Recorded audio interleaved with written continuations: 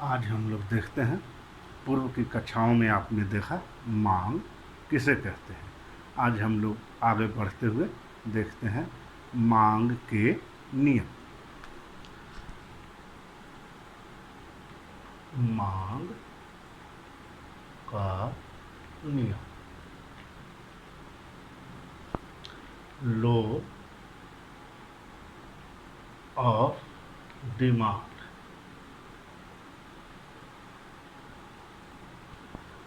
कल हम लोगों ने पिछले कक्षा में मांग के बारे में समझे कि मांग क्या है। आज हम लोग देखते हैं मांग का नियम। जब आप बाज़ार जाते हैं तो आप देखते होंगे कि आपके पास साधन है, फिर भी आप सभी वस्तुओं को अंधाधुंध क्रय नहीं करते। आप कुछ चीज़ों को फॉलो करते हैं, किसी चीज़ों के कुछ तथ्यों का अनुपालन करते होंगे। ऐसा नहीं है कि पैसे हैं और सभी चीज़ों का क्रय आप लोगों ने कर लिया। जो जो चीज़ आप सावधानी बरतते हैं उन्हीं चीज़ों को मिलाकर मांग का नियम बना है। आप लोग परिचित हैं, लेकिन अर्थशास्त्र में उसे एक सिलसिले के रूप में कैसे सामंजित किया गया है और एक सिद्धांत बनाया गया है मांग का नियम। अब व्यवहारिक जीवन में इसका उपयोग करते हैं, लेकिन उसे भली भांति शायद आप लोग नहीं जानते हैं। उन सभी चीज़ों के जो अवधारणा है, इन सभी चीज़ों का स्पष्ट करने का प्रयास करते हैं। आप परिचित हैं मांग का संबंध किससे है? मूल्य से। आज हम लोग मांग का नियम का अध्ययन कर रहे हैं, इसलिए सीधे विषय वस्तु में मांग का नियम में प्रवेश कर रहे हैं। मांग का संबंध किससे है? मूल्य से। आप जब कोई भी वस्तु खरीदने जाते हैं तो गौर करते हैं कि जो वस्तु महंगा है उसकी मात्रा आप कम क्रय करते होंगे, और जो सस्ता है, जिसके मूल्य कम है, उस वस्तु की क्रय आप अधिक करते हैं। आपसे एक प्रश्न पूछते हैं कि जब आप वस्तु क्रय करते हैं तो किन किन चीज़ों पर वह निर्भर करता है, अर्थात मांग किस पर निर्भर करता है?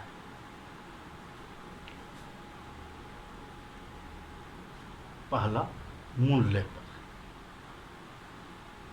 दूसरा,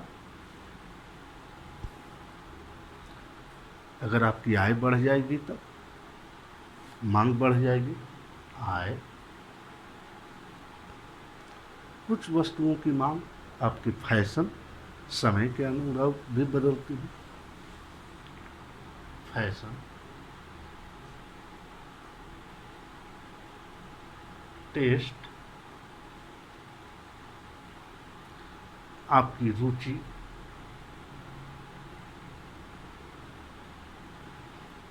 जिन वस्तुओं में आपकी रुचि होगी उन वस्तुओं की मांग आप अधिक करते होंगे, कम करते होंगे। आप गौर करेंगे कि मांग इन सारे तथ्यों पर निर्भर करती है, लेकिन सबसे अधिक किस पर निर्भर करती है? मूल्य। मांग आपका मुख्यतः मूल्य पर निर्भर करता है, और यह जो शेष हैं इसे हम लोग बोलते हैं अन्य कारक। इतना याद रखेंगे कि मांग कई चीज़ों पर निर्भर करती है। सबसे प्रथम मूल्य, आय, टेस्ट, रुचि, फैशन इत्यादि। संबंधित वस्तुओं के मूल्य भी हैं। जब आप बाजार जाते हैं तो सबसे पहले आप किस पर ध्यान देते हैं? प्राइस पर। मान लेते हैं कोई वस्तु एक्स है और उसका कोई प्राइस है। वस्तु एक्स का मूल्य होगा और उसकी मांग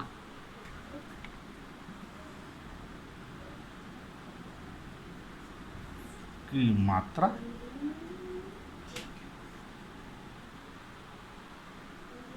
मान लेते हैं उस वस्तु का मूल्य 10 रुपये है,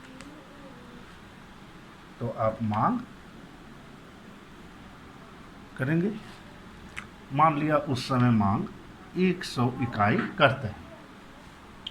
अगर इस वस्तु का मूल्य घटकर 8 रुपये हो जाए, प्राइस घट जाए, तो मांग, अब चूंकि आपके पास, सिंपल समझिए, प्राइस घट गई, पैसे आपके पास ज़्यादा हैं, तो आप उस वस्तु की मांग बढ़ा देंगे। यहाँ गणितीय नियम लागू नहीं होगा, केवल आप सोचिए, मूल्य 10 तो आप 100 इकाई की मांग करते हैं, मूल्य घट जाए तो अधिक करेंगे, मान लेते हैं 120 इकाई। इसी प्रकार मूल्य और कम हो जाए 6, तो आप उसकी मांग की मात्रा और बढ़ा देंगे। इसी प्रकार और वह मूल्य घटते जाए तो आप उसकी मांग की मात्रा बढ़ाते चले जाएंगे।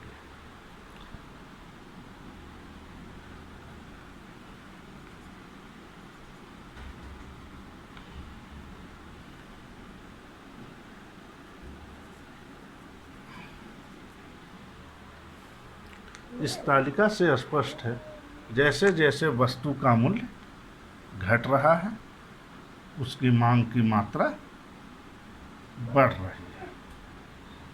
अब देखेंगे, प्राइस कम हो रहा है तो मांग बढ़ रहा है। इसी प्रकार अब एक दूसरा तालिका लेते हैं, उसमें देखते हैं।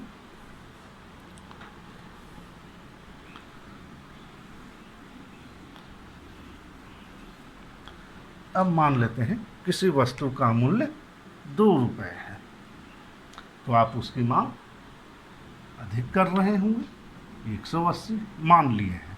आप स्वतंत्र हैं, 180, 200, 300, 800, जो भी आपको मानना हो। इसी प्रकार अगर मूल्य बढ़कर 4 रुपये हो जाए, मूल्य बढ़ गया, आपकी पैसे कम हो गए, मांग कम हो जाएगी, मान लिया मांग घटकर 160। इसी प्रकार अगर मूल्य और बढ़ते जाए क्रमशः, तो मांग की मात्रा भी घटती चली जाएगी।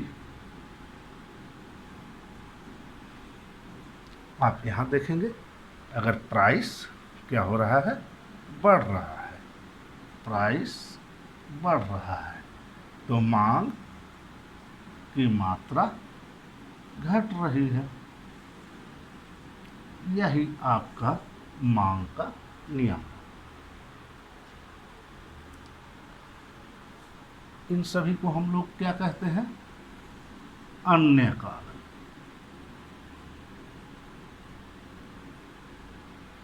बहुत आसान है। मांग का नियम क्या है, यदि अन्य बातें स्थिर रहे तो ये सारी चीजें स्थिर रहे। इसको हम लोग एक शब्द में सम्मिलित कर देते हैं, यदि अन्य बातें स्थिर रहे तो। इस एक लाइन को आप देखेंगे कि अर्थशास्त्र के हर सिद्धांत के पूर्व में लिख दिया जाता होगा। आगे हम लोग पढ़ेंगे, देखेंगे, जब भी कोई अवधारणा का वर्णन होगा, यह एक लाइन लिखा हुआ रहेगा, जिसका अर्थ होता है मुख्यतः किसी एक चीज़ पर उसके साथ जो अन्य है उसमें हम लोग जो भी चेंज होंगे उसको इग्नोर कर देंगे, उसको ध्यान नहीं देंगे, तब हमारे यह सिद्धांत सही सत्य होते हैं। तो मांग का नियम क्या हुआ, तालिका में कोई दिक्कत, पहले आपने देखा कि मूल्य अधिक था, कम होने लगा तो मांग बढ़ने लगा, फिर मूल्य जैसे जैसे बढ़ने लगा मांग उसकी कम होने लगी। अब इसी से आपके सिद्धांत बनते हैं। यदि अन्य बातें स्थिर रहे तो, जैसे आय, फैशन, टेस्ट, रुचि इत्यादि स्थिर है, केवल किसमें परिवर्तन हो रहा है, आप देखेंगे मूल्य में परिवर्तन हो रहा है। यदि अन्य बातें स्थिर रहे तो जैसे जैसे किसी वस्तु की मूल्य में कमी होती जाती है उस वस्तु की मांग में वृद्धि होती जाती है। इसी प्रकार किसी वस्तु के मूल्य में वृद्धि होते जाने पर उस वस्तु की मांग की मात्रा में कमी होती चली जाती है। यह हमारा क्या है, मांग का नियम। इसे हम लोग शॉर्ट में दिखा सकते हैं। Higher the price,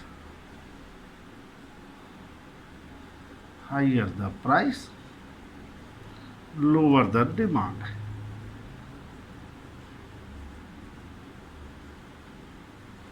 and vice versa.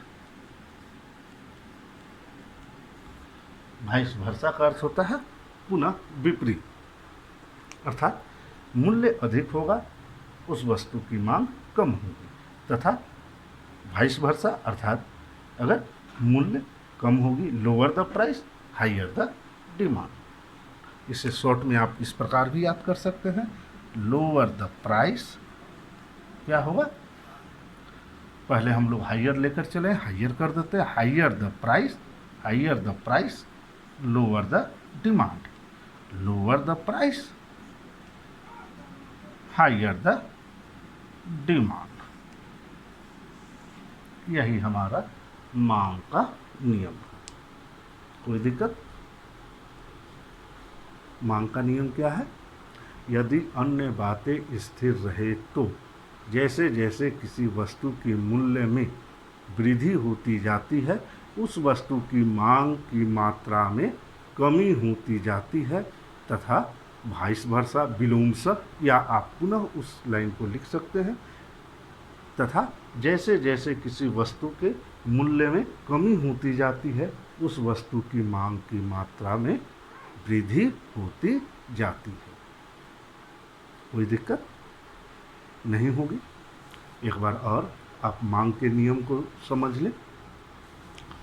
मांग का नियम क्या है? यदि अन्य बातें स्थिर रहे तो जैसे जैसे किसी वस्तु के मूल्य में कमी होती जाती है उस वस्तु की मांग की मात्रा में वृद्धि होती जाती है, तथा इसी प्रकार जैसे जैसे किसी वस्तु के मूल्य में वृद्धि होती जाती है उस वस्तु की मांग की मात्रा में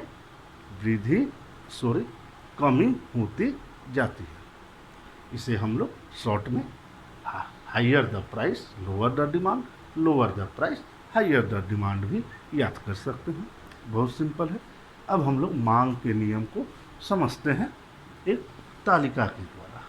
आप समझ गए होंगे उम्मीद करते हैं, लेकिन पुनः अब प्रयास किया जाए।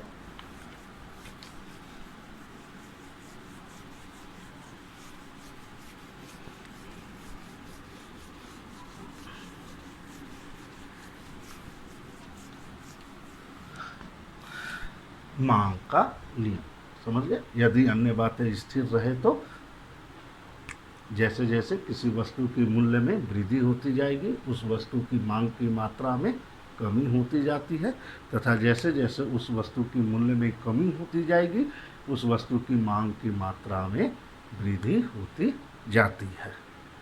अब हम लोग इसे एक तालिका से स्पष्ट कर सकते हैं। तालिका को आप टेबल भी बोलते हैं। तालिका मान लेते हैं कोई वस्तु है, वस्तु X, आप इसका नाम भी दे सकते हैं। मान लेते हैं सेब है, संतरा है। अब कोई भी एक वस्तु ले लीजिए, कोई भी आप अपनी पसंद का कोई भी वस्तु ले सकते हैं। हम X मानकर चलते हैं। मान लेते हैं यह वस्तु है और इसके कुछ मूल्य होंगे।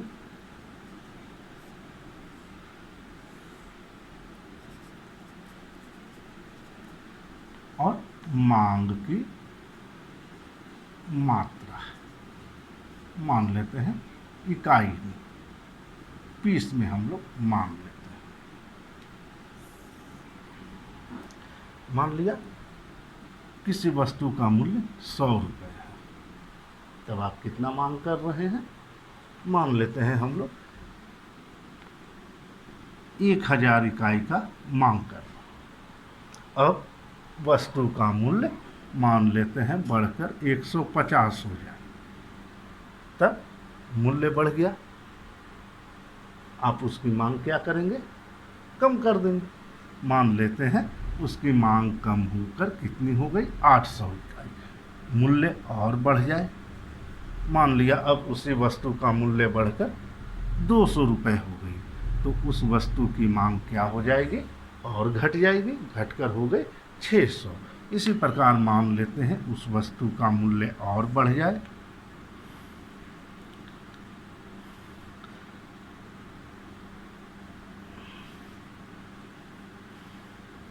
मान लिया उस वस्तु का मूल्य बढ़कर 250 एवं 300 रुपये हो गए, तो उसकी मांग की मात्रा घटकर क्या हो गई, 400 200। आप देखते होंगे बाजार जाते होंगे, मान लेते हैं कुछ लेने गए, यही सेब 100 में मिल रहा है तो आप कितना ले रहे हैं, मान लेते हैं 1 केजी। अगर सेब की कीमत 200 हो जाएगी तो आप क्या करते हैं, कम लेने लगते हैं। सेम वही प्रिंसिपल, वही सिद्धांत यहाँ भी लागू हुआ। कोई वस्तु है एक्स, जब उसके मूल्य 100 थे तो आपने कितना क्रय किया, 1000। मूल्य जब बढ़ गया, यहाँ आप देखिए क्या हो रहा है, बढ़ रहा है, यहाँ भी बढ़ रहा है, मूल्य क्रमशः बढ़ते जाए तो मांग आप देखेंगे कम हो रहा है।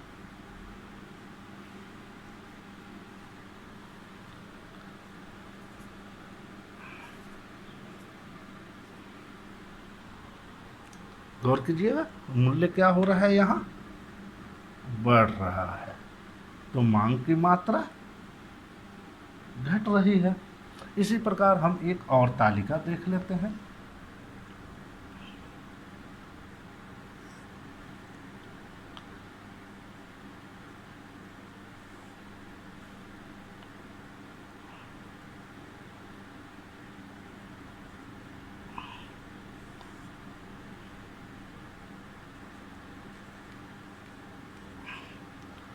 मान लिया वस्तु x का मूल्य 300 रुपये है, तो उसकी मांग मान लेते हैं 200 इकाई हो रही है, मांग की मात्रा इकाई में है, अर्थात 200 पीस हो रही है।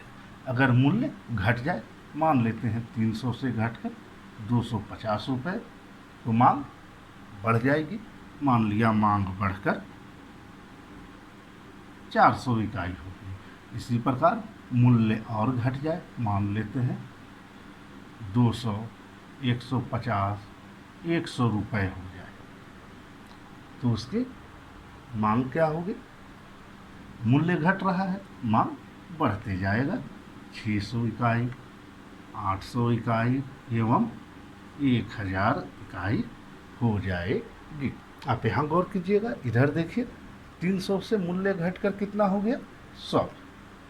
मूल्य क्या हो रहा है, प्राइस घट रहा है, मांग देखिए बढ़ रहा है।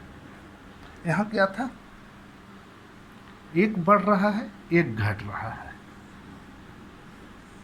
यहाँ भी आप देखेंगे एक बढ़ेगा तो एक घटेगा, लेकिन आप हमेशा याद रखेंगे मांग के नियम में मांग का संबंध मूल्य पर नहीं, मूल्य का संबंध मांग की मात्रा से। मूल्य पहले कम या अधिक होगा, उसके बाद मांग की मात्रा पर उसका प्रभाव होगा। वन वे कॉजुअबिलिटी, एक तरफ का संबंध है, वाइस वर्सा संबंध नहीं है कि मांग कम हो गई तो मूल्य बढ़ जाएंगे या मांग बढ़ गई तो मूल्य कम होंगे, ऐसा नहीं है। मूल्य कम होंगे, अधिक होंगे तो मांग की मात्रा पर प्रभाव पड़ेगा। कोई दिक्कत? तो मांग के नियम को हम लोग इस तालिका के द्वारा आसानी से स्पष्ट कर सकते हैं। मान लिया किसी वस्तु x का मूल्य 100 रुपये है, तो उसकी मांग 1000 इकाई हो रही है। जब उस वस्तु का मूल्य बढ़कर 150, 200, 250 एवं 300 रुपये हो जाती है, तो उसकी मांग की मात्रा 1000 से घटकर क्रमशः 800, 600, 400 एवं 200 इकाई हो जाती है। इसी प्रकार दूसरे तालिका से भी स्पष्ट हो रहा है, जब मूल्य 300 है तो उस वस्तु की मांग की मात्रा 200 इकाई है। जब मूल्य घटकर 250 हो जाती है तो उस वस्तु की मांग की मात्रा 200 से बढ़कर 400 हो जाती है। इसी प्रकार जब मूल्य 250 से घटकर 200, 150, 100 इकाई हो जाती है तो उस वस्तु की मांग की मात्रा क्रमशः 400, 600, 800 एवं 1000 इकाई हो जाती है।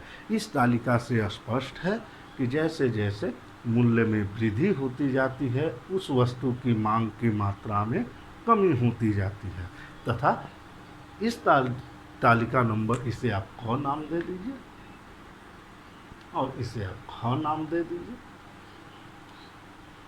तालिका के ख पाठ से स्पष्ट है कि जैसे जैसे मूल्य में कमी होती जाती है उस वस्तु की मांग की मात्रा में वृद्धि होती जाती है। आप देखेंगे higher the price lower the demand, higher the price lower the demand, और lower the price higher the demand. यह संबंध आपको बता चुके थे। मांग के नियम, यहाँ तक कोई दिक्कत? एक बार पुनः आप जब नोट्स बनाएंगे तो आपको कैसे लिखना होगा इसे पुनः बता देते हैं। यदि अन्य बातें स्थिर रहे तो जैसे जैसे किसी वस्तु की मूल्य में वृद्धि होती जाती है उस वस्तु की मांग की मात्रा में कमी होती जाती है, तथा विलोम से, अगर विलोम से न लिखना चाहे तो आपको पुनः लिखना होगा, तथा जैसे जैसे किसी वस्तु के मूल्य में कमी होती जाती है उस वस्तु की मांग की मात्रा में वृद्धि होती जाती है। इसे हम निम्न तालिका से आसानी से समझ सकते हैं। मान लेते हैं कोई वस्तु x है, x वस्तु की मूल्य जब 100 रुपये है तो उसकी मांग की मात्रा 1000 इकाई है। जब मूल्य बढ़कर क्रमशः 150, 200, 250 एवं 300 रुपये हो जाती है तो उस वस्तु की मांग की मात्रा 1000 से घटकर क्रमशः 800, 600, 400 एवं 200 इकाई हो जाती है। इसी प्रकार तालिका ख से स्पष्ट है, जब वस्तु का मूल्य 300 रुपये है तो उस वस्तु की मांग 200 रुपये प्रति इकाई है। इसी प्रकार जब मूल्य 300 से घटकर 250, 200, 150 एवं 100 रुपये हो जाती है तो उस वस्तु की मांग की मात्रा 200, 400, 600, 800 एवं 1000 इकाई हो जाती है। इसके बाद इसे आप एक तालिका से बना लेंगे। इसे हम लोग एक तालिका से स्पष्ट कर सकते हैं।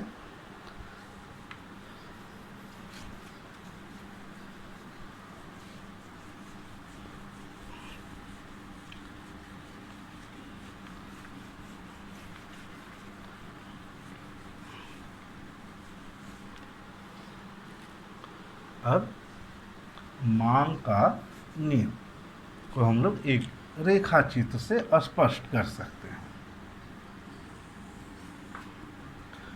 एक और मूल्य को दर्शाएंगे, एक और वस्तु की मांग। इधर हम लोग मांग को दर्शा दे रहे हैं, मांग की मात्रा, और इस ओर मूल्य को।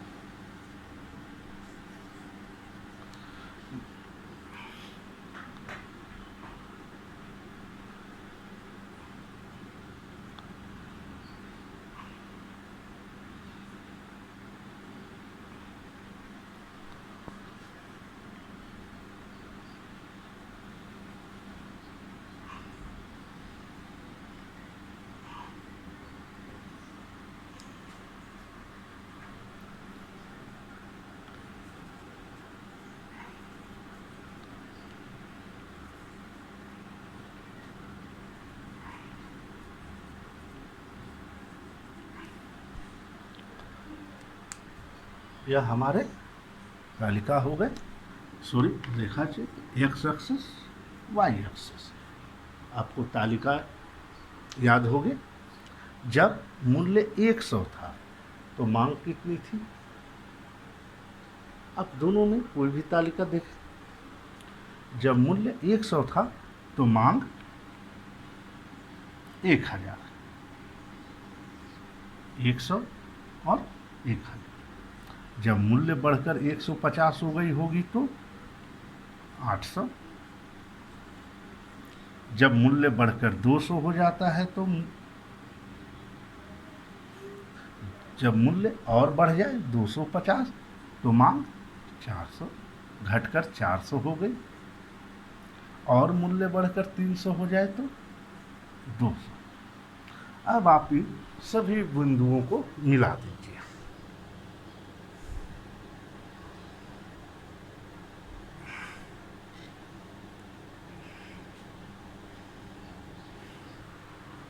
एक सीधा लाइन आपको मिलेगा यहाँ थोड़े बनाने में, और इसका नाम आप दे दीजिए डी डी। आप देखेंगे दोनों तालिका को एक ही डायग्राम पर बनाइएगा, सेम बनेगा।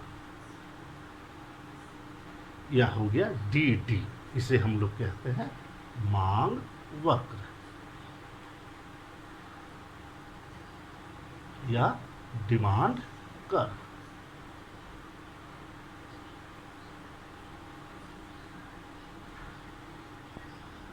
इसे बनाना में कोई परेशानी नहीं। हमने क्या किया है, 100 रुपये से लाइन आप खींच दीजिए, कहाँ आ जाएगा वो 1000 पर। इसी प्रकार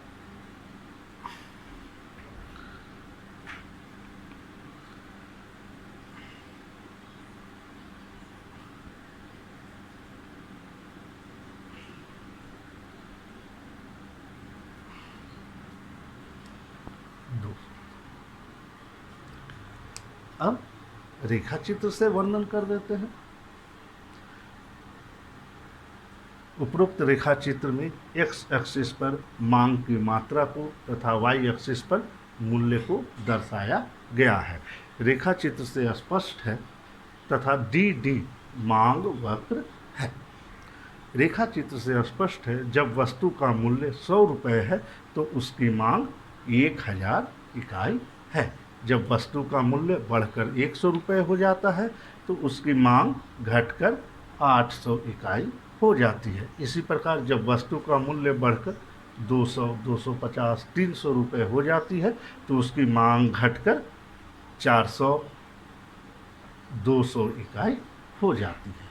इसी प्रकार अगर आप रेखा चित्र ख को दर्शाएंगे तो मान लेते हैं वस्तु का मूल्य 300 है तो उसकी मांग 300 के सामने 200 इकाई है। जब मूल्य घटकर 250 हो जाती है तो उसकी मांग बढ़कर 400 इकाई हो जाती है। इसी प्रकार मूल्य जब घटकर 200, 150 एवं 100 इकाई हो जाती है तो वस्तु की मांग बढ़कर 600, 800, 1000 हो जाती है। स्पष्ट है कि रेखा चित्र से भी जब प्राइस नीचे से ऊपर आप देखिए क्या हो रहा है, बढ़ रहा है। जब प्राइस में वृद्धि होती है तो मांग की मात्रा में कमी होती है तथा मूल्य में कमी होती है तो मांग की मात्रा में वृद्धि होती है।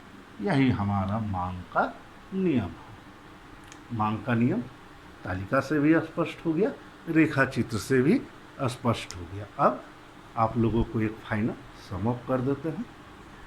आप लोग प्रयास कीजिएगा लिखने का, नोट्स बनाने का, सेम यही चीज़ होगा। अभी मैं जैसे बोल रहा हूँ वैसे आप लोग लिखते जाएंगे। मांग का नियम, यदि अन्य बातें स्थिर रहे तो जैसे जैसे किसी वस्तु के मूल्य में वृद्धि होती जाती है उस वस्तु की मांग में कमी होती जाती है तथा जैसे जैसे उस वस्तु की मूल्य में कमी होती जाती है उस वस्तु की मांग की मात्रा में वृद्धि होती जाती है। इसे हम निम्न तालिका द्वारा आसानी से स्पष्ट कर सकते हैं। मान लिया कोई वस्तु X है, उसकी प्रारंभिक कीमत 100 रुपये है, तो 100 रुपये पर मान लिया उस वस्तु की मांग की मात्रा 1000 इकाई है। मान लिया उस वस्तु का मूल्य बढ़कर 150 रुपये हो जाते हैं, तो उस वस्तु की मांग की मात्रा घटकर मूल्य बढ़ रहा है तो मांग घटेगा। 1000 से घटकर 800 इकाई हो जाती है। इसी प्रकार क्रमशः जब मूल्य बढ़कर 200, 250 एवं 300 रुपये हो जाती है तो उस वस्तु की मांग की मात्रा घटकर 600, 400 एवं 200 इकाई हो जाती है। इसे हम निम्न रेखा चित्र से आसानी से स्पष्ट कर सकते हैं। निम्न रेखा चित्र में एक्स एक्सिस पर मांग की मात्रा तथा वाई एक्सिस पर अक्ष पर मूल्य को दर्शाया गया है। रेखा चित्र से स्पष्ट है, जब मूल्य 100 रुपये है तो वस्तु की मांग 1000 इकाई है। इसी प्रकार जब मूल्य बढ़कर 150, 200, 250 एवं 300 रुपये हो जाती है तो मांग की मात्रा घटकर 800, 600, 400 एवं 200 इकाई हो जाती है। इसी प्रकार जब मूल्य 300 है तो मांग की मात्रा 200 इकाई है। जब मूल्य घटकर 250, 200, 150 एवं 100 रुपये हो जाती है तो उसकी मांग की मात्रा 200 से बढ़कर क्रमशः 400, 600, 800 एवं 1000 इकाई हो जाती है। रेखा चित्र से स्पष्ट है कि जैसे जैसे वस्तु के मूल्य में वृद्धि होती जाती है उस वस्तु की मांग की मात्रा में कमी होती जाती है तथा विलोमशः। कोई दिक्कत मांग के नियम में शायद नहीं होनी चाहिए, होंगे तो आप पूछ लेंगे रिप्लाई के द्वारा। अब मांग और मूल्य में एक संबंध हम लोग देख लेते हैं, कहीं यह नेक्स्ट क्लास में छूट ना जाए। इतना के बाद आप देखेंगे मांग एवं मूल्य में कैसा संबंध है।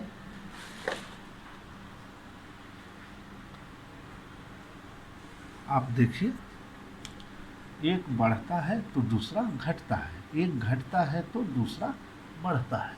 संबंध कैसा है? मांग एवं मूल्य में संबंध कैसा है? विपरीत संबंध है। याद रखेंगे, मांग एवं मूल्य में कैसा संबंध है? विपरीत। इसे ऋणात्मक संबंध भी कहते हैं।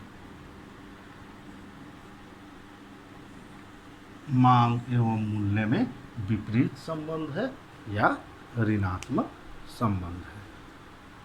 क्यों कहते हैं? क्योंकि एक बढ़ता है तो दूसरा घटता है, एक घटता है तो दूसरा बढ़ता है, दोनों विपरीत दिशा में चलते हैं, एक अप दूसरा डाउन। इसलिए विपरीत के कारण उसे हम लोग क्या कहते हैं? ऋणात्मक, negative relationship between price and demand, quantity demanded. मांग के नियम, मांग एवं मांग के नियम में अगर कहीं दिक्कत हो तो अवश्य पूछ लेंगे। धन्यवाद।